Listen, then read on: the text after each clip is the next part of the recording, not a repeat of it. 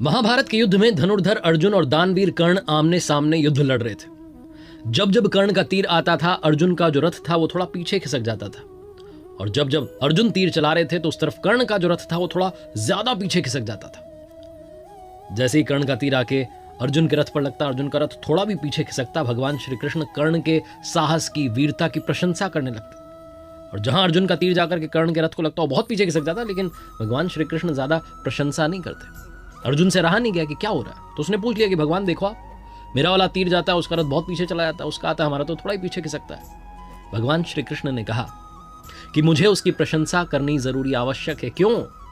क्योंकि तुम्हारे रथ पर स्वयं मैं विराजमान हूं, ध्वजा पर हनुमान जी विराजमान है, तुम्हारे पहियों को शेषनाग ने थाम रखा है, लेकिन तब भी कर्ण के तीर की ताकत देखो कि थोड़ा तो पीछे खिसक रहा है, इसलिए वो तुमसे ताकतवर तो है।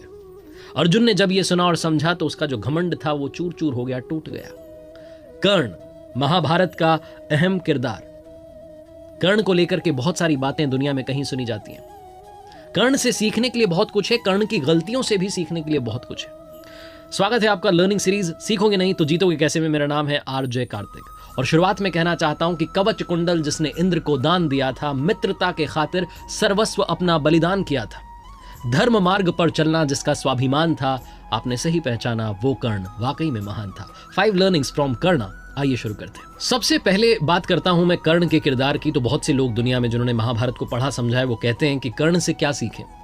कर्ण तो महाभारत को रुकवा सकता था, कर्ण ने ये नहीं किया। कर्ण की गलतियों से भी सीखा जा सकता है। सबसे पहले मैं यही कहूंगा कि कर्ण की गलतियों से सीखिए, कभी जीवन में ऐसी गलतियां मत कीजिएगा। पहली गलती जो कर्ण ने की, हस्तिनापुर में जब सारे राजकुमार शिक्षा ग्रहण करके वापस आए, कौरव पांडव, तो सारे राजकुमारों की जो कला थी उसका प्रदर्शन करवाया जा रहा था। मैदान में सब इकट्ठे थे और सब अपने टैलेंट का शोकेस कर रहे थे। तभी वहां कर्ण पहुंच जाता है और अर्जुन को चेतावनी देता है, खुली चुनौती देता है कि आ जाओ मेरे साथ में, आजमाओ, बताओ किसमें कितना दम है। अब कर्ण जो था वो उम्र के हिसाब से युधिष्ठिर से बड़ा था, भीम से बड़ा था, यहां तक कि अर्जुन से काफी बड़ा था। बहुत एज डिफरेंस था।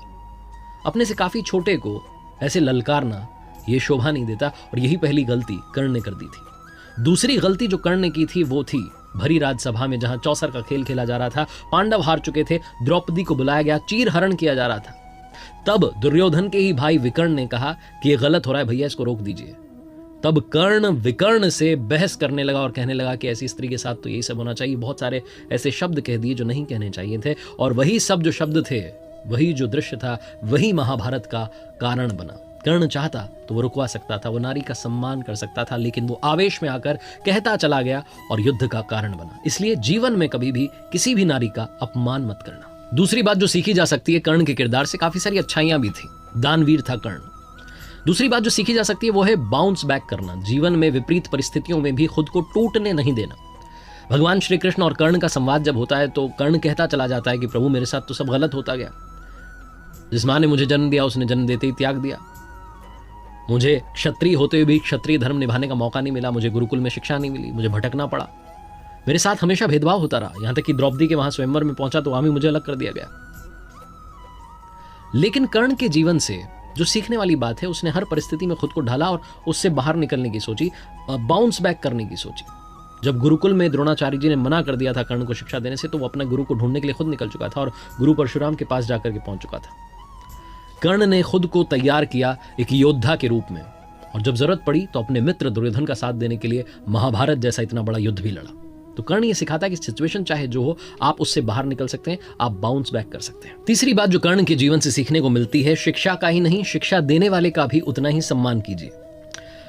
कर्ण धनुर्विद्या सीखना चाहता था, गुरु द्रोणाचार्य जी के पास जाता है, वहां से इनको लौटा दिया जाता है, कहा जाता है कि हम तो सिर्फ क्षत्रिय को सिखाते हैं। कर्ण को कैसे भी धनुर्विद्या सीखनी होती है तो मालूम चलता है कि भगवान परशुराम जी के यहाँ सीखी जा सकती है, लेकिन वो सिर्फ ब्राह्मणों को सिखाते थे। तो कर्ण ब्राह्मण होने का नाटक करके वहां पहुंच जाता है कि मैं भी ब्राह्मण हूं, शिक्षा ग्रहण करने लगता है। एक दिन भगवान परशुराम जी अपने शिष्य की गोद में सर रख करके आराम कर रहे होते हैं। तभी एक बिच्छू आता है और कर्ण की जांघ पर डंक मारने लगता है। दर्द तो कर्ण को बहुत हो रहा होता है, लेकिन हटाता नहीं है कि गुरुजी की नींद ना खुल जाए। भगवान की नींद खुल गई तो बहुत गुस्सा होंगे, नाराज होंगे, और वो विश्राम कर रहे हैं, उन्हें विश्राम करने दिया जाए तो सह लेता है सारे दर्द को। बिच्छू चला जाता है डंक मार के, खून बहने लगता है। कुछ समय के बाद में भगवान परशुराम की नींद खुलती है, वो देखते हैं कि कर्ण की जांघ में से खून बह रहा है।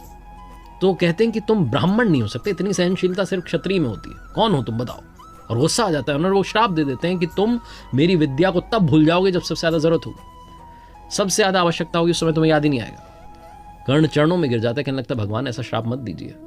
लेकिन श्राप एक बार दे दिया वापस तो लिया नहीं जा सकता। वो कहता है कि मुझे नहीं पता मैं किस कुल में पैदा हुआ, कहाँ मेरा जन्म हुआ, मुझे कुछ पता ही नहीं है, मुझे बस धनुर्विद्या सीखनी थी, इसलिए आपके पास चला आया। भगवान परशुराम फिर अपने शिष्य को देख करके दया करके अपना विजय धनुष जो है दे देते हैं। एक और श्राप है जो कर्ण की मृत्यु का कारण बनता है। एक बार जंगल में राक्षस का पीछा करते हुए कर्ण दौड़ा चला जा रहा होता है और वो तीर चला देता है, तो तीर राक्षस की जगह जाकर के गाय को लग जाता है। गाय का स्वामी ब्राह्मण होता है। जब वो ब्राह्मण देव वहां आते हैं तो कहते हैं तुमने क्या कर दिया, एक असहाय को मार दिया, तुम भी जब असहाय रहोगे तो तुम्हें कोई मार देगा। और यही होता है युद्ध भूमि में, जब अर्जुन से सामना होता है तो विद्या भूल जाता है कर्ण, उसके रथ का पहिया दलदल में फंस जाता है, अर्जुन तीर चला देते हैं और कर्ण की मृत्यु हो जाती है। लेकिन सार ये है कि जिसने शिक्षा दी उनका भी सम्मान कीजिए और जो शिक्षा मिली उसका भी सम्मान कीजिए। चौथी बात जो सीखनी चाहिए कर्ण के जीवन से, कर्ण ने ना सिर्फ मित्रता की बल्कि मित्रता को निभाया भी। आज की लाइफ में बहुत सारे फ्रेंड्स होते हैं हमारे, लेकिन बहुत सारे फ्रेंड्स में से बहुत कम फ्रेंड्स होते हैं जो हमारी फ्रेंडशिप को निभाते हैं। कर्ण को मालूम था कि जीत इस महाभारत के युद्ध में पांडवों की होगी, क्योंकि उनके साथ में भगवान श्री कृष्ण खड़े हुए। लेकिन फिर भी कर्ण लड़ता चला गया, एक बार भी ना नहीं कहा। अपने मित्र दुर्योधन को यह भरोसा दिलाता गया कि हमारी जीत होगी, हम लड़ेंगे, हम जीतेंगे। कौरवों की पूरी सेना आंख मूंद करके कर्ण पर विश्वास करती थी। दुर्योधन ने भी मित्रता निभाई थी। जब पांडवों ने कहा कि कर्ण कोई राजा तो है नहीं, हमसे युद्ध कैसे करेगा, तो तुरंत एक राज्य का राजा दुर्योधन ने कर्ण को बना दिया था। कर्ण को जब महाभारत के युद्ध में बीच में मालूम चलता है कि उसकी जो असली मां है वो कुंती है, वो पांडवों का ही भाई है, तब वो मां कुंती को प्रणाम करके कर्ण कहता है कि मां माफ करना, लेकिन इस युद्ध में आपके 5 ही बेटे बचेंगे। युधिष्ठिर रहेंगे, नकुल रहेंगे, सहदेव रहेंगे, भीम रहेंगे, लेकिन अर्जुन और कर्ण में से सिर्फ एक बचेगा, क्योंकि युद्ध तो मां होकर के रहेगा। कर्ण को सब कुछ मालूम था, हार सामने खड़ी थी, लेकिन फिर भी कर्ण लड़ता चला गया अपनी मित्रता के वचन को निभाने के लिए।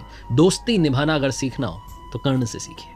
और आखिरी 5वीं बात जो सीखनी चाहिए कर्ण के जीवन से, अगर आपने दूसरों से ज्यादा कमाया है दुनिया में तो आपका कर्तव्य बनता है कि आप दूसरों के हित के लिए कुछ ना कुछ पैसा उसमें से लगाएं, कुछ डोनेट करें इस समाज के लिए जिसमें से आपने कमाया है।